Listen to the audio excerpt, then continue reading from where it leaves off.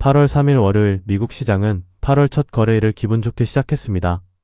다우가 1.3% 오른 53,178로 693포인트 뛰며 사상 최고가를 새로 썼고 S&P 500은 1.5% 상승한 7,600으로 7,600선을 넘었으며 나스닥은 2.1% 오른 25,914로 마감했습니다.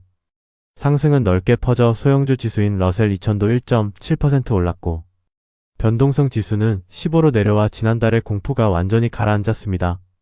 오늘 상승의 배경은 미국과 이란의 종전 협상이 진짜일 수 있다는 기대였는데 이 기대의 유가가 4% 내려 배럴당 81달러로 떨어졌습니다.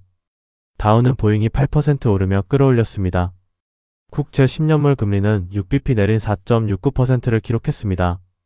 다만 반가운 소식만 있었던 것은 아니어서 30년 만기 주택담보대출 금리가 다시 7%에 다가서며 봄보다 매달 갚아야 할 돈이 크게 늘었고 미국 25개 주가 트럼프 대통령의 새 관세에 맞서 소송을 냈습니다.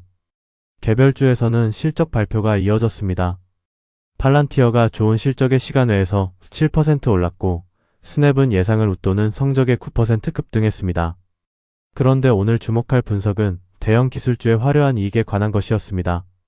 아마존과 마이크로소프트, 알파벳이 이번 분기에 엄청난 이익 성장을 보였는데 자세히 뜯어보니 그 상당 부분이 본업이 아니라 이들의 지분을 가진 오픈AI와 엔스로픽, 스페이스X 같은 비상장 회사의 가치가 오르면서 생긴 평가이익 덕분이었다는 것입니다.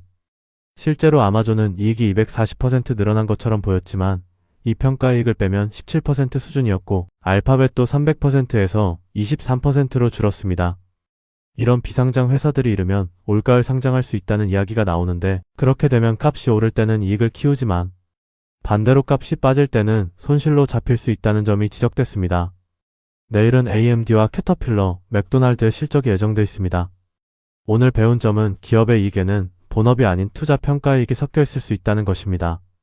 이번 분기 S&P 500 기업 전체의 이익이 1년 전보다 거의 50% 늘어난 것처럼 보였습니다.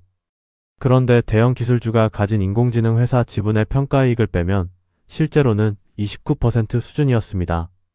무려 20%포인트 가까이가 본업이 아닌 데서 나온 것입니다. 평가이익이라는 말을 풀어보면 내가 산 자산의 값이 오르면 아직 팔지 않았어도 오른 만큼을 장부의 이익으로 적는 것을 말합니다. 문제는 이것이 진짜 실력으로 번 돈이 아니라 지분값이 올라 장부에 적힌 숫자일 뿐이고 기타 수익이라는 항목에 묻혀있어 눈에 잘 띄지 않는다는 점입니다.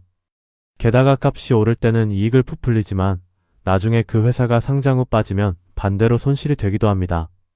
그래서 어떻게 봐야 할까요? 첫째, 이익 성장률이 놀랍도록 좋을 때 그것이 본업에서 나온 것인지 일회성 평가이익인지를 확인해야 합니다.